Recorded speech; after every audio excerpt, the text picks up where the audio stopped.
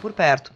E nessa do concurso de modelo, Era em São Paulo? foi em Santa Cruz do Sul. De lá, teve uma turma de meninas que elas iam participar de uma excursão, vindo para São Paulo, para conhecer agências. Tá. Eu convenci minha mãe a me deixar vir para cá. Quantos anos você tinha nessa Eu tinha época? 15 anos. E você já era alta? Hoje eu tenho 1,85 m. Eu, Tá. aos 15 anos, tinha 1,82 m. Ah, Eu já era bem grande, bem alta. A minha mãe não tinha condições financeiras de pagar passagem e dar grana para poder vir para cá. Bom, eu atormentei tanto e disse assim, mãe, eu preciso, eu quero, que minha mãe deixou de pagar as contas da casa pra eu conseguir vir pra cá. Mano, olha que aposta. E foi uma aposta, mas ela tinha certeza que eu viria pra cá e depois eu voltaria pra casa, né? Ah, sim, esse era o plano. Eu vim pra São Paulo, cheguei aqui, mas eu nunca mais voltei. Você não voltou? Quando eu cheguei na primeira Como agência... Primeiro você foi pra...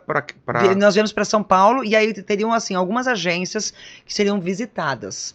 Na primeira agência que eu entrei, pedindo pra me conhecer, tiraram algumas fotos, algumas polaroids, e aí deu um tempinho, voltaram e falaram assim, a gente quer conversar com você, a gente tem uma proposta de trabalho. Nossa, a gente quer assinar um contrato com você, com um salário fixo de R$1.000 por mês. Quando falou R$1.000... Você falou, nossa, tô rica. Foi. Eu liguei na mesma hora, eu falei assim, pronto, resolvi o problema. Tô rica! Resolvi o problema que a gente tinha em casa. Legal. Liguei pra minha mãe e falei, mãe, desculpa, mas eu não vou voltar, eu vou trabalhar e vou pagar as contas de casa. A minha mãe um choque, né? ficou em choque, mas ao mesmo tempo eu sempre tive uma relação muito legal com ela não só de afinidade, mas de verdade, e ela sempre acreditou e sempre soube que eu tinha senso de responsabilidade. E aí eu lembro de uma frase que ela me disse, e isso eu carrego comigo até hoje, eu falei assim, filha, se é isso mesmo que você quer, eu tô contigo, porque você sabe que tem uma casa pra voltar. Ah, tá. E ela não podia... Deu errado, você sabe que você tem sabe aqui. que você vai voltar, você tem pra onde voltar. E ela não veio junto comigo, assim como acontece na maioria dos casos. Normalmente a mãe vem junto. Menores de idade, porque eu tinha 3 irmãos menores. E ela não podia largar tudo e vir pra cá. Então, assim, foi uma aposta minha, dela, e que graças a Deus deu certo. E ela teve que te emancipar ou não? Ali não. O meu pai não sabia que eu tava em São Paulo. Sério? Meu pai eu demorei 3 semanas pra contar pra ele, morrendo de medo que ele viesse me buscar. E vamos agora embora. Ele veio. Veio? Pra poder conhecer o lugar onde eu tava, a agência, tudo. E depois entendeu que seria algo que pra mim seria importante. Mas foi uma conversa difícil. E por que você acha que de cara o pessoal falou, é você? Olha, eu não sei se foi por questões de medida, de altura, acho que foi um conjunto. O que de repente eles estavam precisando daquele perfil. Que foi um período onde a moda brasileira estava começando a acontecer de uma forma muito intensa. A top da época se chamava Shirley Malman, trabalhava com os maiores fotógrafos, as maiores marcas no mundo da moda internacional. Foi naquele ano, foi o ano que a Gisele Bündchen apareceu no concurso, Fernanda Tavares, a Adriana Lima veio um pouco depois, então foi assim, foi uma geração muito, muito incrível, assim, de mulheres. E o pessoal ficava procurando já a nova geração. Sim, porque a moda ela é cíclica, assim como a roupa, como tudo, a beleza também se transforma e também passa por essas mudanças de tendência. Quando eu cheguei, a tendência eram as mulheres mais andrógenas, que não sabia dizer se era homem ou mulher, essa androgenia era muito presente. Sim. No começo foi difícil, porque todo mundo fala assim, não, você tem carinha de boneca, não vai rolar muito, demorou, mas logo na sequência vieram... Mudou a tendência.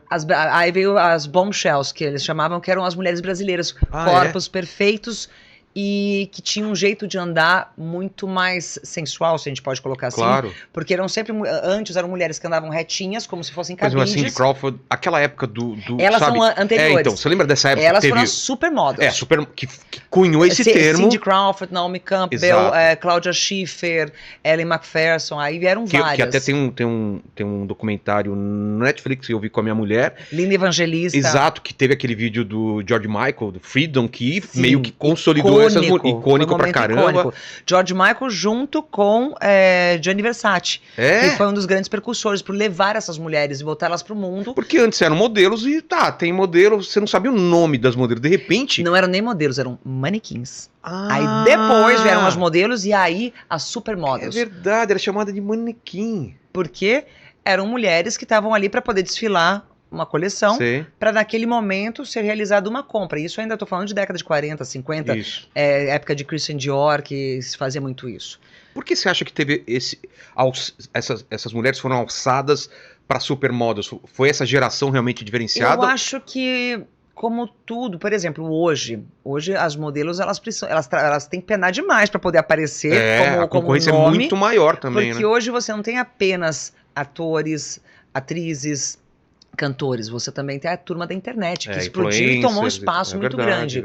E lá não, o grande diferencial de você tinha os atores, os cantores, e as modelos vieram como personalidades. Elas começaram a criar voz, criar personalidade. Antes a gente não tinha personalidade. E em um determinado momento, a personalidade de cada indivíduo começou a aparecer. E acrescentava a marca também. Sim. Tal modelo é a cara de tal... Era aquilo que te tornava única. Era você ser algo, ter um diferencial da forma de andar, da forma de se comportar, de olhar.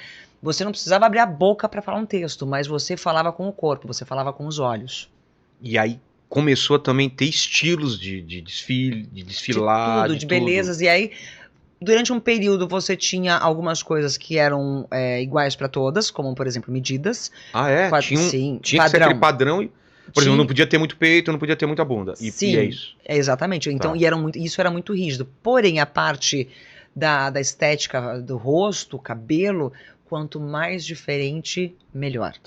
E aí você tinha o momento das mulheres mais sexys, depois as mais andrógenas, aí depois, enfim, isso foi mudando e foram sendo transformadas. Hoje, eu acho que a moda ela é muito mais eclética, porque você tem espaço para todos. A questão da autoaceitação. Verdade, hoje em dia do não compromisso com o gênero, isso tudo. Medidas, tudo melhorou muito, graças a Deus, porque hoje eu enxergo como cruel o que a gente teve que passar lá atrás. Mas assim como qualquer profissão tem as suas exigências, o mundo da moda também era assim. Lógico, em alguns momentos extrapolavam.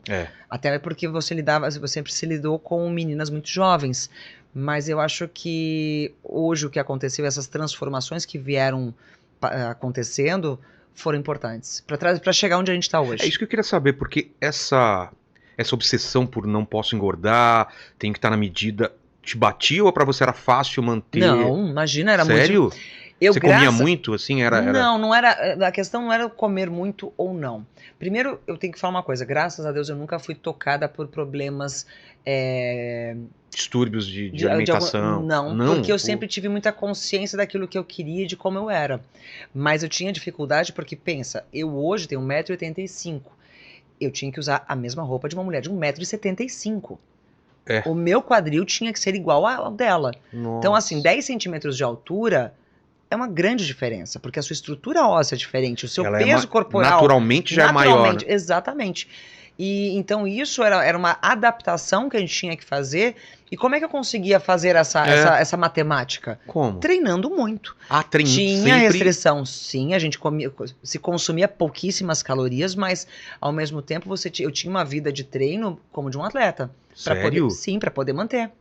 Porque era a única forma.